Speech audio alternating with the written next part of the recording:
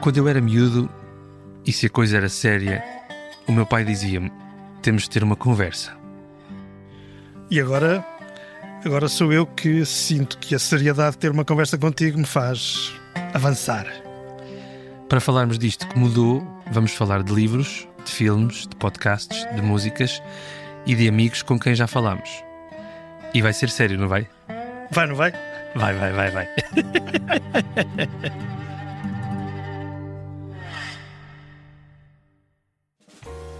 Olá, eu sou o José Manuel Pureza, tenho 65 anos, sou pai do Manel. Eu tinha 25 anos quando ele nasceu e agora, passados 40 anos, continuo a ter mais 25 anos do que ele.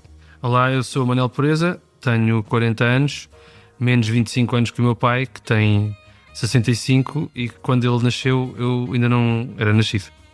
Olha, temos que ter uma conversa sobre um assunto. Pois temos. Temos que ter uma conversa, sabes? No outro dia estava a conversar com uma amiga que tem a mesma idade que eu e perguntei-lhe o que é que ela achava de mudanças na educação. O que é que tinha mudado nas últimas décadas, vá. Pronto, olha, do meu tempo de aluno de escola para o teu tempo.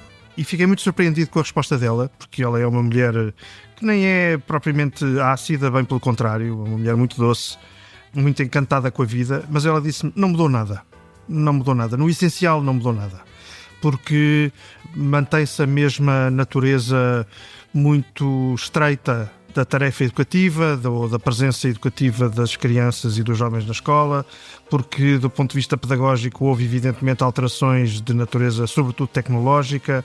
Isto é na visão dela. Pois eu acho que nós temos mesmo que ter uma conversa sobre isto, mas no essencial a missão da escola e do sistema educativo, diz ela, manteve-se no essencial. Portanto, nos últimos 40 anos, no último meio século, pronto, vamos dizer assim. E eu tenho muitas dúvidas de que seja assim, eu não tenho essa visão das coisas, mas agendei esta conversa contigo porque precisamos mesmo ter uma conversa a sério sobre este assunto. Eu acho que percebo o alcance das palavras dela, porque acho que aquilo que já podia ter mudado, ou que podia ter mudado a fundo na educação, não terá mudado tanto assim. Entendo isso. Apesar de eu achar também que há francas diferenças entre a educação que tu tiveste e a educação que eu tive. Que eu sou uma pessoa bem educada. Porque tu és uma pessoa bem educada e eu, pronto, resultei assim. É o que falo, pode ser. É o que pode ser.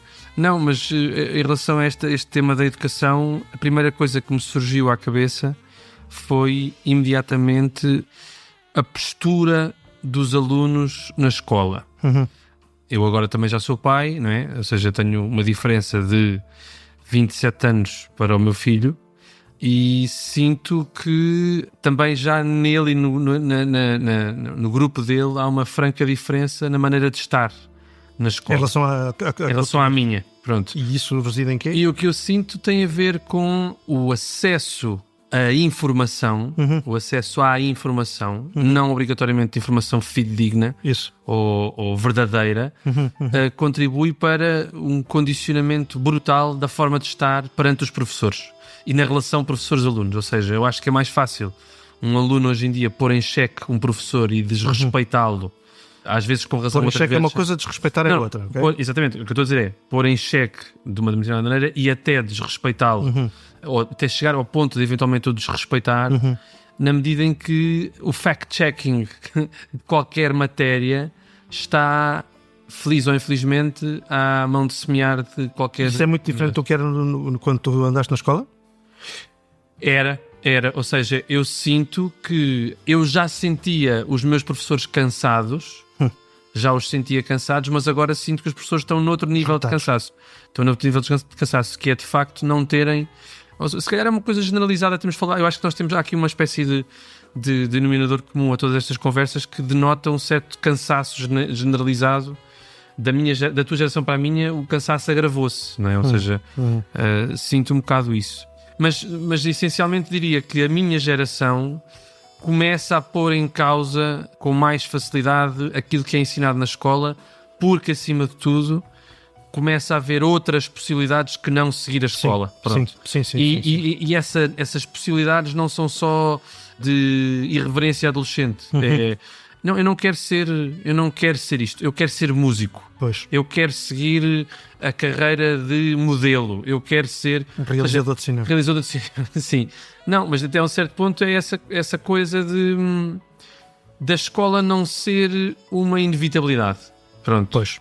Ou seja, apesar de os haver, pais de amigos meus que acharam desde sempre que eles deviam seguir medicina, direito, etc., para serem pessoas sérias, a percentagem é mais baixa do que seria na tua geração, digo eu. Ou seja, a malta olha para a escola de outra forma. Sim. E aquilo que se ensina também começa a ficar esgotado na minha geração, acho eu. Sim. Eu acho que há aqui várias coisas que tu tocaste e que às quais eu sou sensível. Primeiro, na verdade, no tempo em que eu fui aluno do ensino secundário, no ensino básico, no ensino secundário, na altura chamávamos ensino primário, ensino liceal, e depois, claro, no ensino superior, havia, como tu sugeres, e eu estou de acordo, havia uma espécie de monopólio reconhecido aos professores na transmissão do conhecimento escolar. Porque, evidentemente, isso prolongava, de alguma maneira, o monopólio reconhecido de alguma maneira, ou pelo menos aceite aos pais para a transmissão de outro tipo de conhecimentos que não conhecimentos de natureza escolar. Portanto, os dois monopólios completavam-se e não eram postos em causa de uma forma muito, muito habitual. Havia, evidentemente, casos de amigos, de pessoas conhecidas, às vezes de nós próprios. Estou a falar da minha geração de putos do ensino secundário, que punham isso em causa, mas era uma coisa episódica, eram exceções à regra absolutamente consensualizada.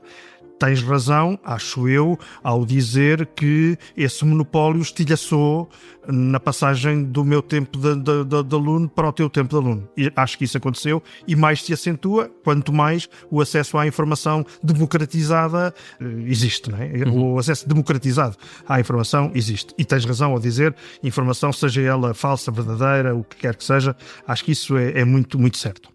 Depois, há uma outra coisa que tu disseste e que eu também acho que está aqui no centro, acho eu, que está no centro da conversa que temos que ter, que é o lugar da escola e do fora da escola, digamos assim, na educação, não é? Sim. Ou seja, para mim, provavelmente por ser distraído, provavelmente por não ter estado concentrado nas coisas, mas para mim a noção de educação não formal ou educação informal, ou seja, a educação fora da escola, mas ainda assim educação densa, só passou a ser um conceito compreensível. Já eu não estava na escola há muito tempo, já eu tinha saído do ensino superior há muito tempo. Porque eu estava distraído? Não, porque muito provavelmente era, digamos, a educação formal, aquela que se passava dentro da sala de aula, era aquela que era reconhecida como tal. E isso tinha uma característica muito marcada, que era, no tempo em que eu estive no liceu, portanto, 69 até 74, 75, nesse tempo havia monopólio, volto a utilizar a palavra, monopólio das disciplinas. Ou seja, era uma escola totalmente concentrada na transmissão de conhecimentos, portanto na memorização, e isso na base de uma segmentação muito em gavetas fechadas das várias disciplinas. Eu, como teu pai, como pai da tua irmã, e enfim, portanto, na outra geração a seguir, na tua geração, eu comecei a lidar com uma escola que não tinha apenas disciplinas no seu programa de trabalho, tinha também projetos. E tinha também clubes, e tinha também outras dimensões que ocupavam a vida da escola. Isso tem-se intensificado do meu ponto de vista, ou seja, o peso, o monopólio das disciplinas, o monopólio da compartimentação deixou de ser tão acentuado. Não quer dizer que tenha perdido total importância, não é verdade, evidentemente, mas acho que perdeu importância, perdeu exclusividade. Isto corresponde a uma coisa que é, ao mesmo tempo, uma glória e uma tragédia da escola contemporânea, que é a escola ser olhada pela sociedade lá fora como o lugar onde tudo tem que ser resolvido, onde tudo tem que ser ensinado, desde a educação para a literacia financeira, até à matemática, passando pela educação sexual, até à educação cívica, até à educação ambiental, até à educação religiosa, musical, blá, blá, blá, blá, blá, blá. Finalmente, uma das coisas que eu acho que é muito marcante, mas muito marcante, de diferença da minha geração para a tua e para a do meu neto e teu filho, é o lugar que ocupam as chamadas atividades. Ou seja, no meu tempo de estudante de ensino básico e de ensino secundário, para utilizar a expressão do nosso tempo, nós tínhamos aquelas disciplinas e depois nada, e depois brincávamos na rua, ou em casa dos amigos, ou onde fosse, não é? À medida que o tempo foi passando, o chamado tempo livre passou a ser tudo menos livre, passou a ser o tempo completamente ocupado, com multiplicação de inglês, de judo, de música, de ensino artístico, tudo por fora da escola, para além daquilo que a escola já Para não além da escola. Pois, Exatamente. para além da escola. Portanto, eu acho que estas mudanças são muito marcantes, o que me leva a dizer... Bom, e nem sequer agora falámos da questão pedagógica, já lá iremos. Mas isto leva-me a dizer que eu não acho que a minha amiga tivesse realmente muita razão, mas enfim, é uma conversa que temos que ter. Exato. Eu diria que há uma coisa manifestamente certa, que é um sintoma do que tu estás a dizer, é que a partir da minha geração a proliferação de áreas é muito maior, ou seja, já não é só economia, letras ou ciências ou não sei o que, né? Passa a haver artes, passa a haver... Então agora são 8 ou 9 áreas, pronto, ou seja... Porque a escola, eu acho que o problema da escola como eu a experienciei, era a tentativa de se modernizar com regras antigas. Sim. Ou seja, esta abertura, uma coisa que eventualmente poderia ser interessante, que acontece até em alguns países nórdicos, é aquela ideia de o aluno construir o seu currículo. Sim. E essa liberdade/responsabilidade que se dá à malta nova, nós ainda tendemos a ver como a possibilidade do desnorte e não o potencial de responsabilização e até de escolha. Porque, em boa verdade, eu, por exemplo, em Coimbra não tinha a possibilidade de fazer aquilo que faço hoje como profissão, porque manifestamente aquilo que se arranjou ou seja, também tem a ver com o facto de Lisboa ser capital e ser uma coisa injusta de o cinema estar concentrado na sua formação. Pronto. Isso também são outros 500 paus que se poderia falar. Mas diria que é isso, ou seja, sinto que a escola se tenta modernizar procurando novas formas de oferecer aos alunos mais e mais e mais, mas sob velhas regras. E, portanto, no final o que conta é que os miúdos são avaliados da mesma forma, apesar de todos os progressos que eventualmente esses processos tenham levado ao longo dos tempos, que eu não faço ideia, não estou por dentro, só os senti na pele da mesma maneira que eventualmente tu sentiste, que havia época de exames, a malta estava para exames, tinha boa ou não tinha boa nota, ia oral ou não ia oral, passava ou não passava. Pois. Eu lembro-me de uma vez estar em Angola, quando estive lá a viver 2 anos, e um colega meu, encenador, que na altura fazia lá direção de atores, alertava para a necessidade da matemática ser ensinada nos jardins. Tirar os miúdos das salas de aulas. Isso é que seria a modernização. Quando a tua amiga está a falar da quase não mudança, eu acho que ela está a falar disto de facto, que é a escola tem mesmo de tirar as crianças dentro das salas. E porquê?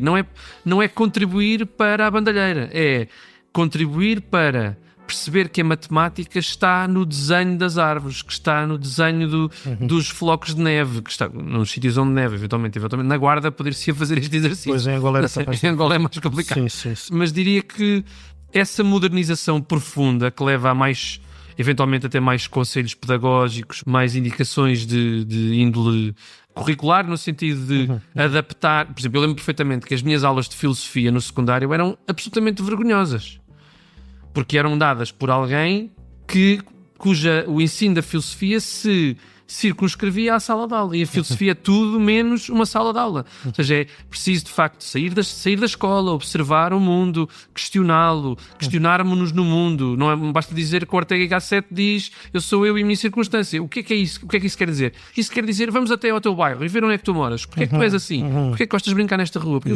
Pronto, e portanto, eu lembro-me que quando eu me apercebi que a escola não servia as minhas aspirações primárias, foi precisamente nessa altura, que já foi no 11º e 12º ano, que foi. Sim. Eu continuo a ter de decorar estes conhecimentos para debitar numa folha de teste e provavelmente daqui a 3 anos esquecer-me deles. Sim, na verdade, quer dizer, acho que somos um bocadinho injustos se dissermos que a escola que eu frequentei era exclusivamente concentrada sobre a transmissão/memorização de conhecimentos e que era, portanto, exclusivamente concentrada sobre o cognitivo. que desprezava as outras dimensões. Porque a verdade é que a maneira como nos relacionávamos, as regras que nos eram impostas e que nós assimilávamos ou contestávamos, a maneira como isso se mobilizava num contexto de ditadura, convém dizer, claro, e de poder absoluto dos reitores e poder autoritário e déspota dos reitores. Enfim, tudo isso gerava a criação de um certo conjunto de competências que iam para além do cognitivo, que tinham a ver com o social, que tinham a ver com o ético, que tinham a ver com o político em termos gerais, evidentemente. Agora, dizer isto não é desdizer que a escola que eu conheci como aluno, escola secundária e primária que eu conheci como aluno, não é dizer que ela não era vocacionada, completamente centrada, assumindo como tarefa principal a transmissão de conhecimentos que se destinavam a ser memorizados. Agora, estava a ouvir e estava a pensar, enfim, quase que inevitavelmente, numa espécie quase de clichê, enfim, não peço desculpa por isso, porque não é pedir desculpa, mas compreendo que haja quem encolha os ombros perante aquilo que eu vou dizer. Não te perdoarei a ti próprio, mas às outras pessoas perdoo, que é a caricatura muito bem feita, a meu ver, dessa escola aberta, dessa escola que questiona, dessa escola que estimula e ao mesmo tempo faz desabrochar, etc. Digamos, a caricatura que me vem logo à cabeça é a do Clube dos Poetas Mortos, que eu bem sei que é um filme com muitas limitações, mas que para muita gente com a qual conversei na altura em que ele apareceu em Portugal, e muitos professores sobretudo, aquilo constituiu um safanão grande, porque lembro-me de perceber que muitos professores e professoras se sentiram, como é que eu ia dizer, desafiados na sua própria vocação face àquilo. O célebre episódio do livro sobre poesia, What is Poetry? E portanto tinha que saber na página 5, e na página 5 dizia tudo aquilo que era a poesia, não dizendo rigorosamente coisa nenhuma e não fazendo a mínima ideia do que era a poesia. Claro. É muito aquilo que tu estás a dizer, ou seja, eu sou eu e a minha circunstância, então vamos lá ver o que é a tua circunstância e vamos lá ver, vamos lá à tua circunstância, a essa circunstância económica, social, familiar, sei lá, urbana, rural, o que for, não é? Aquela elite de estudantes que são retratados no Clube dos Poetas Mortos, é isso mesmo, é uma elite, era suposto seguirem o ensino escolar de maneira obediente para chegarem para reproduzirem a elite, não é? para reproduzirem a sua função de elite, e depois aparece um cromo que lhes vem dizer, não, vocês se querem ser alguém no sentido denso de humanidade, têm é que sair daqui e fazer todas as tropelias deste mundo e interrogar-se sobre o vosso papel na vida, e eu cá estarei para vos ajudar com textos que vos põem a delirar. De alguma maneira isso é a negação da escola como a conhecemos, não é? É a negação da escola como a conhecemos. Mudando agora aqui, virando aqui um bocadinho a conversa, teria de chegar a este ponto, pai, vamos ter uma conversa sobre que é, de algum dia eu tinha de trazer os Pearl Jam para aqui, como tu bem sabes. Claro. Há uma coisa que eu sinto que a escola tem melhorado, até depois da minha geração, que é, de alguma maneira, tentar chamar para o lado bom da força os bullies. Tentar baixar um bocadinho o índice o bullying passou a ser falado na série que eu fiz e que muita gente conhece, até chegámos a dizer o bullying, o bullying é uma coisa séria, até tem nome estrangeiro e tudo. É verdade, dizia o senhor engenheiro Eduardo Barbão de Linhaça ao seu empregado Sebastião. Mas em boa verdade, eu senti isso, por exemplo, na geração do meu filho. A minha geração começava a abordar um bocado isso nas escolas, apesar de os haver os bullies, sempre existirão, mas podem ser mais postos no seu sítio na medida em que têm pouco espaço para, ou devem ter cada vez menos espaço para se manifestar, e com isto evidentemente estou a falar também na vida pública, de que o medo perante os bullies não pode prevalecer. E há umas pessoas que ainda continuam a ser esquecidas, e então nesse sentido eu decidi trazer o Jeremy, dos Pearl Jam, que conta precisamente a história do miúdo que um dia falou na sala, e falou na sala com uma pistola, porque ninguém o ouvia, até o dia em que o ouviram, porque ele levou uma pistola. Jeremy spoken in class today, não é? Spoke in class today. Pronto, e podemos tentar esquecê-lo, podemos tentar apagá-lo, do quadro. Mas ele está lá, ele está lá e está lá desesperado e, portanto, chega ao desespero de dar um tiro, não é? Pronto, de disparar. O meu tempo também é o tempo dos atentados por todo lado nas escolas, porque passaram só a ser mais falados na televisão, que nos começou a chegar por todo lado, né? Já não tínhamos só 2 canais, como no início da minha escola. Passámos a ter a Telecabo e a TV Cabo e não sei o quê, a Netpac e aquelas coisas todas, Netcabo. E passámos a ver também escolas por todo o mundo, mas especialmente nos Estados Unidos, que deixavam de ser espaços seguros, não é? Pois. Começámos a pensar também na escola para falarmos de saúde mental e para falarmos uns com os outros e perceber se está tudo bem ou não está tudo bem, sobretudo depois da pandemia. Pronto, ou seja, há uma espécie de progressão para, espero eu, nos respeitarmos um bocado mais nesse sentido, que é: estás cansado, precisas de ajuda, não é? Porque eu tive colegas muito cansados que se suicidaram, não é? Eu tive colegas na escola que se suicidaram e ninguém sabia, pronto, e ninguém falava, não é? E a escola, e um bocadinho indo ao encontro do que falámos até aqui, para além de ser a zona de aprendizagem, é também, felizmente para muitos que não têm casas boas, um sítio seguro para poderem desabafar, chorar, ter amigos para a vida, dependermos uns dos outros, etc. E eu sinto que eu olho para Não chegámos a ser Jeremy. Não chegámos a ser Jeremy, exatamente, mas esquecemos de alguns Jeremys pelo caminho.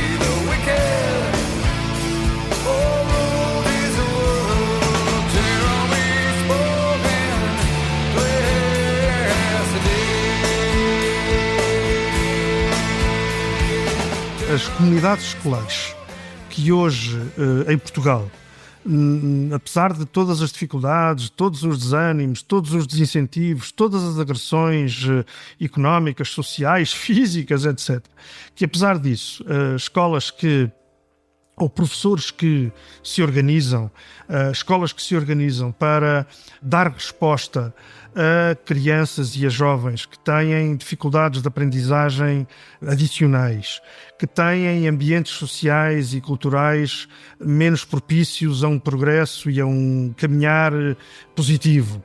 É absolutamente admirável. Eu acho que nós, se olharmos com atenção para aquilo que são as nossas escolas, encontramos sinais do avesso daquilo que foi o início da nossa conversa de hoje. Isto é, professores e escolas que se superam completamente, que vão muito além daquilo que é a sua obrigação burocrática, para que todas as crianças, todos os jovens, num ambiente protegido, seguro, num ambiente saudável, possam encontrar na escola um suporte para a sua emancipação. Isso eu acho admirável e acho que convergimos nesta percepção, que foi variando de geração para geração. Quer dizer, se hoje isto é muito mais explícito, e ainda bem que o é, no tempo em que eu fui aluno da escola primária e secundária, ficava um bocadinho ao cargo da boa vontade de professores e de professoras, que foram para nós marcas precisamente por causa disso também. Ainda bem que hoje não é assim, ainda bem que hoje não é uma questão de boa vontade, é uma questão de organização, é uma questão de seriedade profissional, é uma questão de honra institucional, digamos assim, de honrar a profissão institucionalmente, a missão da escola institucionalmente. E reconhecer que isso existe apesar de todos os dichotes, de todos os discursos antiquados que desprezam esse tipo de esforços, de dinâmicas, de processos, de iniciativas, eu acho que é cada vez mais importante. Confesso, eu não conheço nenhum amigo meu que seja professor, da minha geração, que tenha dado em professor. Pois. Todos eles foram para profissões que queriam, pois. E nenhum deles queria ser professor. Isso é bem diferente de mim. Pronto, exatamente. Eu gosto de dar aulas na minha área, mas não sou professor. Claro. Exatamente, ou seja, não ocupo o meu dia a preparar aulas, nem a pensar como é que vou transformar uma geração, ou pelo menos pô-la a pensar. Naqueles momentos, sim. Quais são os suportes pedagógicos que utilizas para, não é? Exatamente. E, portanto, isso é um desafio que, ou seja, o diagnóstico que se pode fazer às diferenças entre a minha geração e a tua em relação à educação passa forçosamente pela figura dos professores, que mudou muito da minha geração para a tua. Tu tens professores como referência, tens vários. Eu, se tiver ao longo da minha vida académica, desde a primária até ao final do conservatório, 1 ou 2 professores dos quais me lembro com mais carinho por aquilo que me ensinaram, devem ser só mesmo 1 ou 2. Pois. Pelas pessoas que eram, eventualmente tenho mais alguns, porque foram porreiros ou eram simpáticos, etc. Mas não mudaram a minha maneira de ser, nem de pensar. Muito mais, isso aconteceu quando me cruzei eventualmente com uma masterclass qualquer na internet e fui à procura dessa educação, não é? E atenção que a internet chega à minha vida só quando eu tenho 12, 13 anos. Portanto, houve uma infância antes que foi entregue a professores que, entre outras coisas, quando eu falava de ecumenismo nas religiões, dizia nós não queremos ficar comunistas, não é?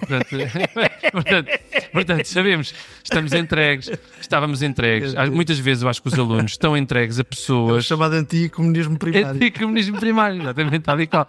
Sim, o Comitê Central do Ecumenismo, sabemos que não é bonito. Sabemos onde é que está. Não é bonito. Pronto, e nesse sentido, o que eu sinto é que a figura dos professores se esboroou de alguma maneira, não só pelas fracas condições em que lecionam, como também por muitos deles chegarem a professores, quase que parece aquela coisa de pronto, fui para professor porque era a lógica da minha carreira. Sim, acontece.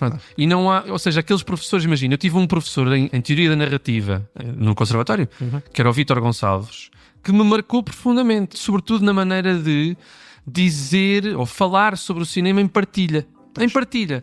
Não houve nada que ele me ensinasse para além da estrutura narrativa de Aristóteles e tudo mais. Não foi nada, não foi por aí. Foi muito mais na partilha de epá, isso é tão giro, não é?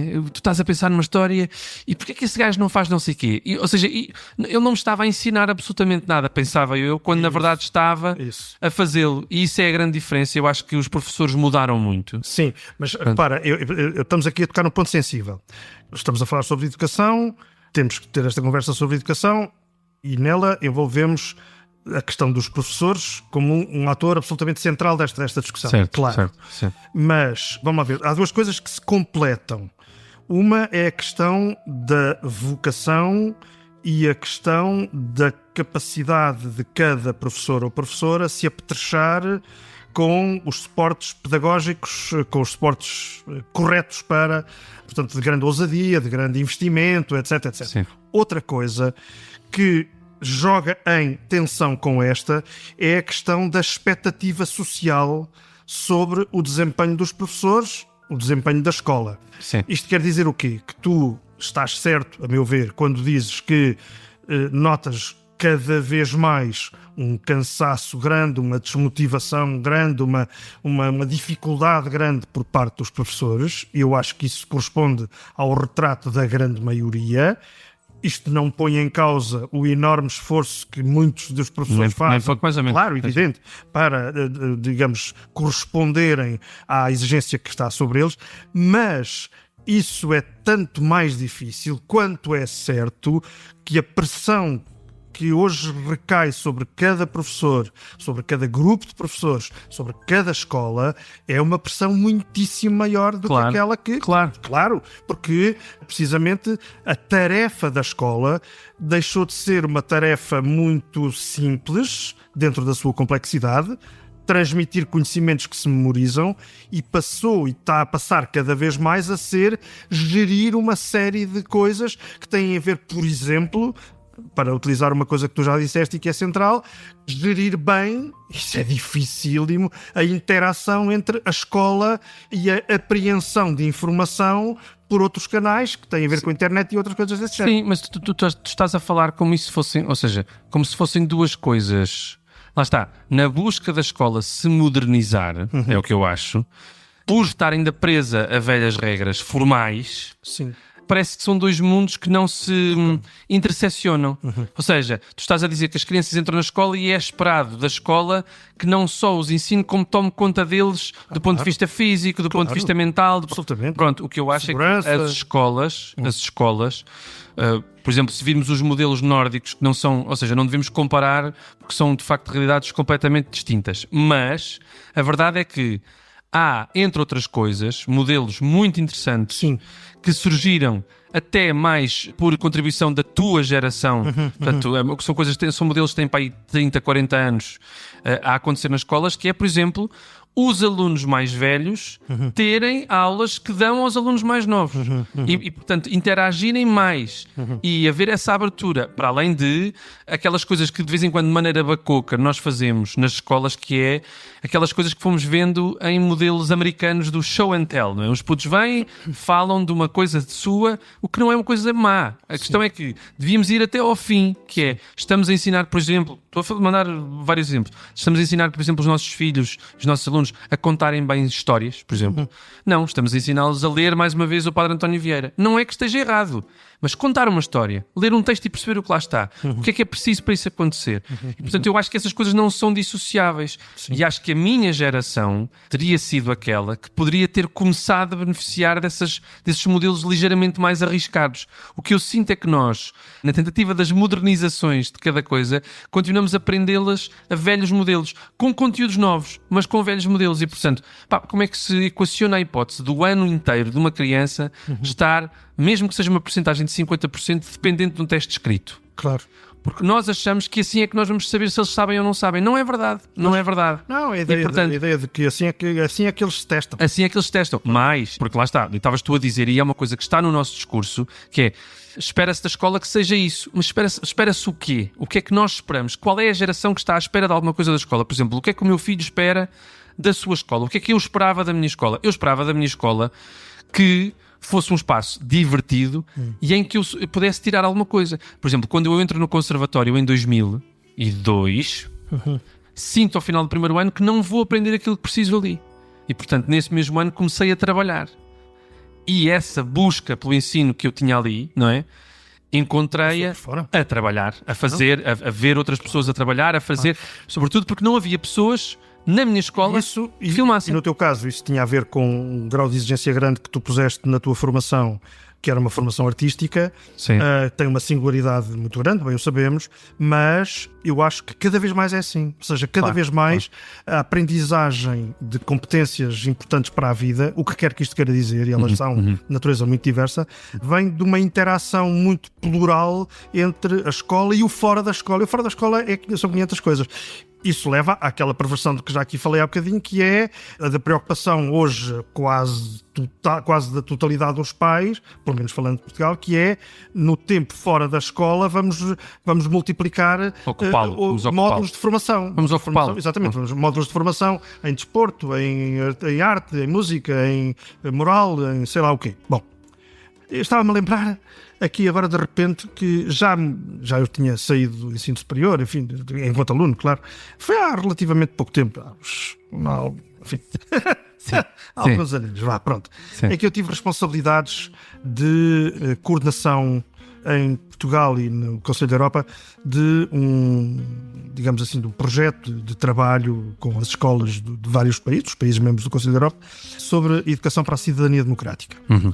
E um dos conteúdos de trabalho que eu tive durante esse tempo foi precisamente, trabalhar com professores e professoras de escolas portuguesas do ensino secundário, ensino básico e secundário, precisamente para tentar perceber qual é que era a forma certa de dar conteúdo concreto a essa preocupação por uma escola que tem que desempenhar um papel importante em democracias que se estão a tornar amorfas, que se estão a tornar indiferentes a fenómenos totalitários, que estão a perder a memória histórica e, portanto, a escola a ter aí um papel. E eu lembro-me bem que nessa interação com professores, eram professores que estavam muito cientes da importância, da obrigação que a escola tinha de prestar esse serviço à sociedade, mas eles, enquanto tal, estavam apavorados, e a palavra é apavorados, sobre a maneira como como lhes iria ser imposto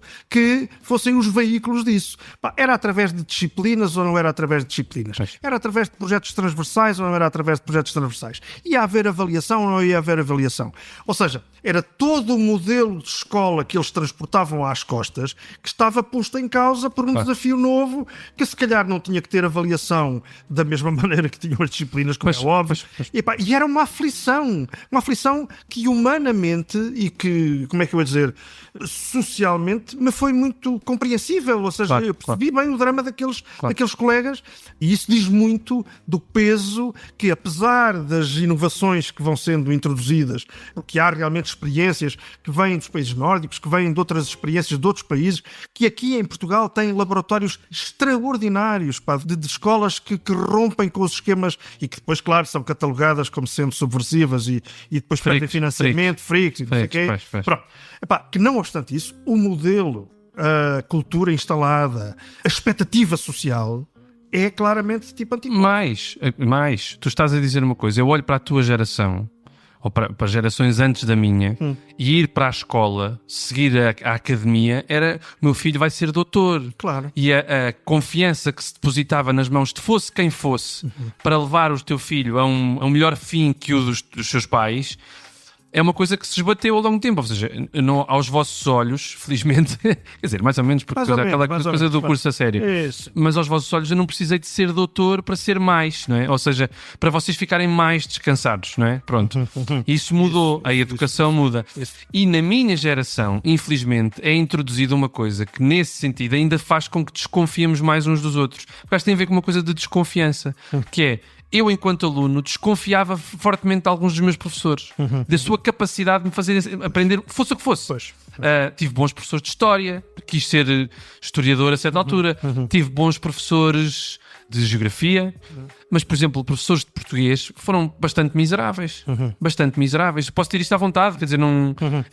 Era assim, exatamente, não é? Tive uma professora que olhava pelas janelas e dizia Camões, era um homem tão bonito.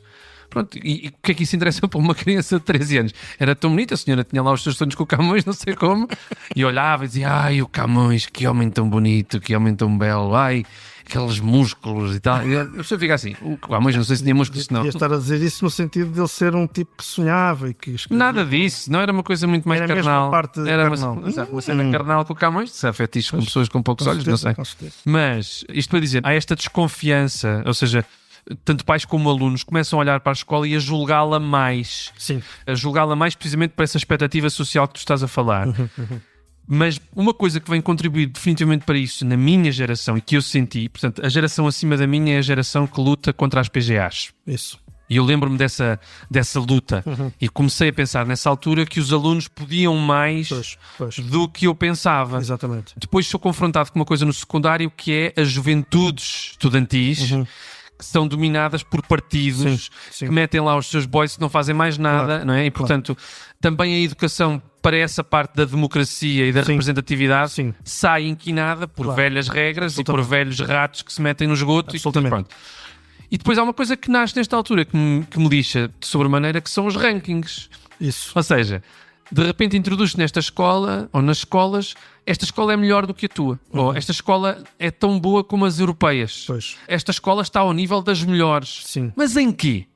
Porque os alunos são melhores? Ou porque os professores são melhores? Ou porque as salas de aula não metem água? Não, simplesmente porque a classificação no exame de matemática é maior. E, portanto, e nessa altura, quando vêm os rankings, vem uma coisa em Coimbra que se começa a espalhar pelos alunos, que é uma coisa que vem condicionar fortemente a educação, até de uns para com os outros, que é às escolas em que tu pagas para ter boas notas.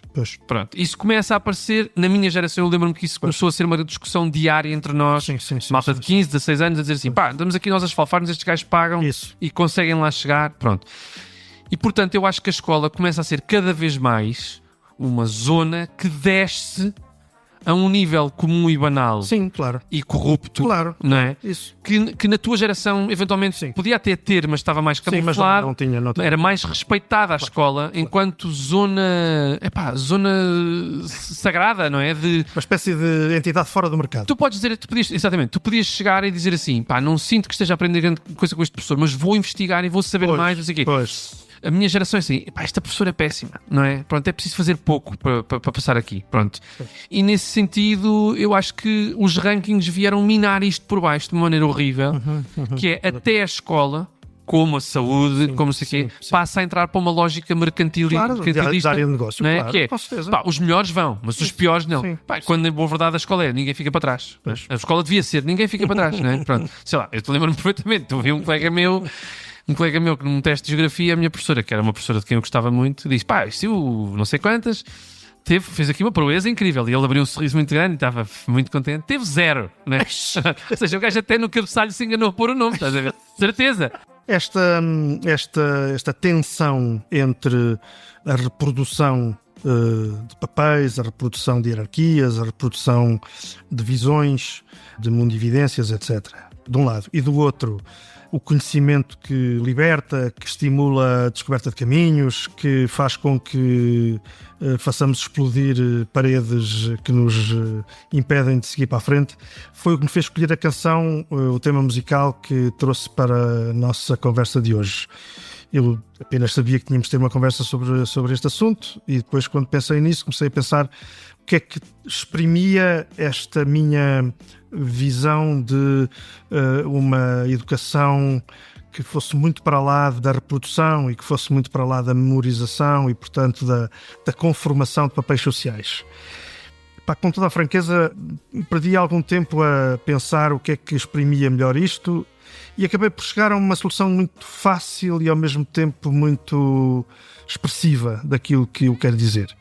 O tema que eu trago é o Inquietação, do José Mário Branco. E acho que já deu para perceber porquê, não é? Ou seja, esta ideia muito forte, muito, como é que eu vou dizer, muito quase explosiva na canção do José Mário Branco, que é a de não ficar quieto, a de não se resignar, a de ter uma atitude de permanente abertura ao que ainda não conhecemos, ao que ainda não experimentamos, ao que ainda não testamos. E dizer no fim que não sei que nome é que isso tem, mas sei que essa coisa é que é linda, é uma lição de vida extraordinária.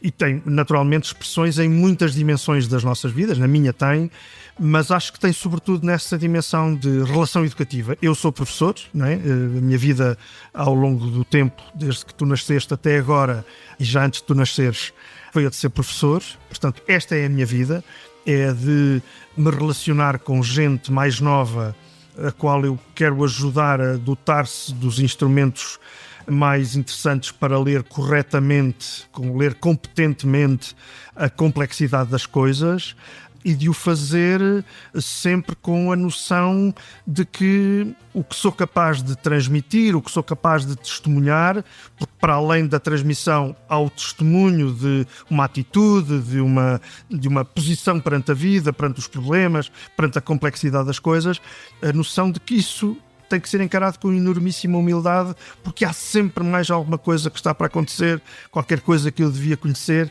que eu não sei, mas sei que essa coisa é que é linda, e essa é o meu tema musical para a nossa conversa de hoje.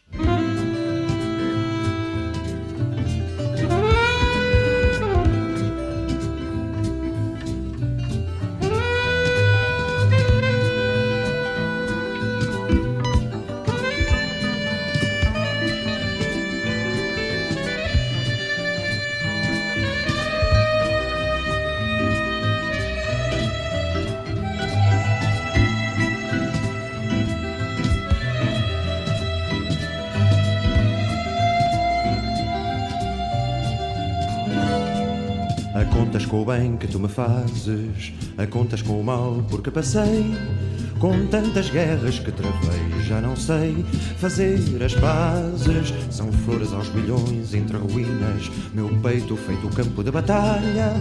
Cada alvorada que me ensinas, oiro em pó que o vento espalha. Cá dentro inquietação, inquietação, é só inquietação, inquietação. Porque não sei, porque não sei, porque não sei ainda.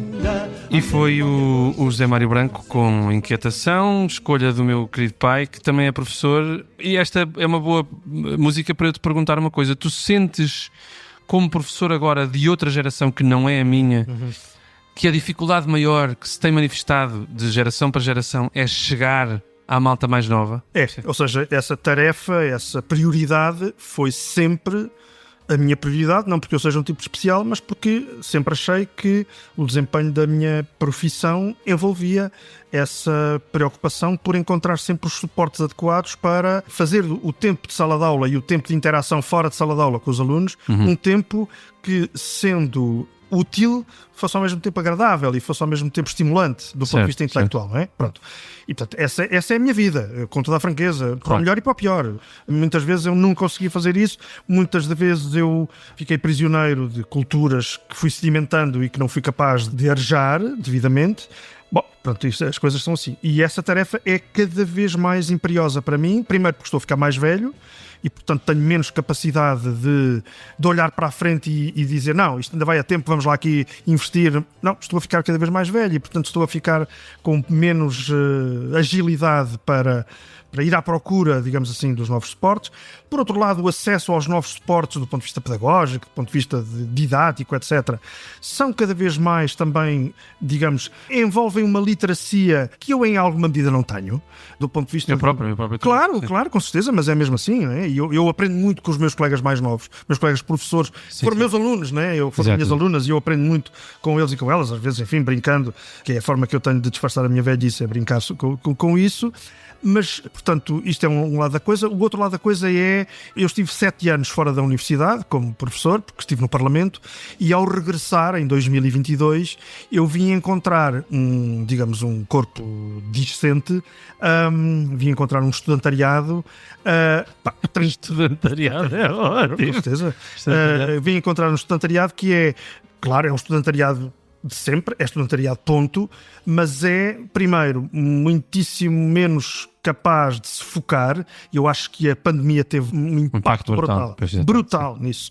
É muito menos focável, digamos assim, e aquelas coisinhas, aqueles truquezinhos, não são aquelas estratégias do PowerPoint, do filme, do não sei o quê, ajudam, claro que ajudam, mas quer dizer, não resolvem o essencial, não é? Claro. E isso tem tudo a ver com o que tu disseste há bocadinho. Isto é, esta geração que agora está na universidade é herdeira de uma dinâmica que se foi acentuando desde que tu estiveste na escola e que é a do acesso à informação, que faz com que a presença em sala de aula é encarada como pouco útil, acrescenta pouco, não é? Sim, ilusoriamente é menos necessário.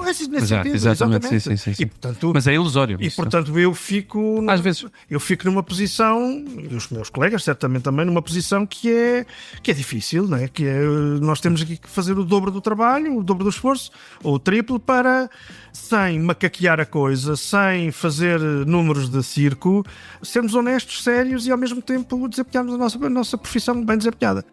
Pronto, caros ouvintes, é sempre um prazer, eduquem-se e na próxima semana cá estaremos. O Temos que Ter uma Conversa é um programa... Porque temos que ter uma conversa sobre muitos outros assuntos. Exatamente, sobre muitos outros assuntos. Então, até para a semana.